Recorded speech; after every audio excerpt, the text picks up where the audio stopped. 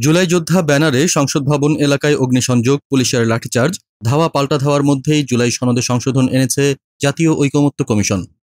যে দফায় আগে শুধু জুলাই শহীদদের রাষ্ট্রীয় মর্যাদা ও সহায়তার বিষয় ছিল, সেখানে এখন আহতদের জন্য মর্যাদা ও সুযোগ সুবিধার বিষয়টি অন্তর্ভুক্ত করা হয়েছে।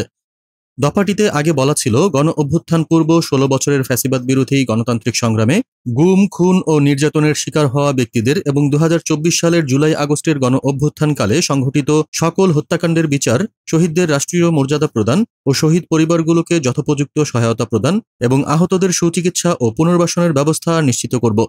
সংশোধিত দফায় বলা হচ্ছে, গণ অভ্যুত্থান পূর্ব বাংলাদেশে ১৬ বছরের আওয়ামী ফ্যাসিবাদ বিরোধী গণতান্ত্রিক সংগ্রামে গুম, খুন ও নির্যাতনের শিকার হওয়া ব্যক্তিদের এবং ২০২৪ সালের জুলাই আগস্ট গণ অভ্যুত্থানকালে ফ্যাসিস্ট আওয়ামী লীগ ও তার সহযোগী আইনশৃঙ্খলা বাহিনীর কতিপয় সদস্যদের দ্বারা সংঘটিত সকল হত্যাকাণ্ডের বিচার, শহীদদের রাষ্ট্রীয় মর্যাদা প্রদান ও শহীদ পরিবারকে এবং জুলাই আহতদের রাষ্ট্রীয় বীর, আহত জুলাই বীর যোদ্ধাদের যথোপযুক্ত সহায়তা প্রদান, যেমন মাসিক ভাতা, সুচিকিৎসা, পুনর্বাসন ব্যবস্থা এবং শহীদ পরিবার ও আহত বীর যোদ্ধাদের আইনগত দায়মুক্তি, মৌলিক অধিকার সুরক্ষা ও নিরাপত্তা নিশ্চিত করব।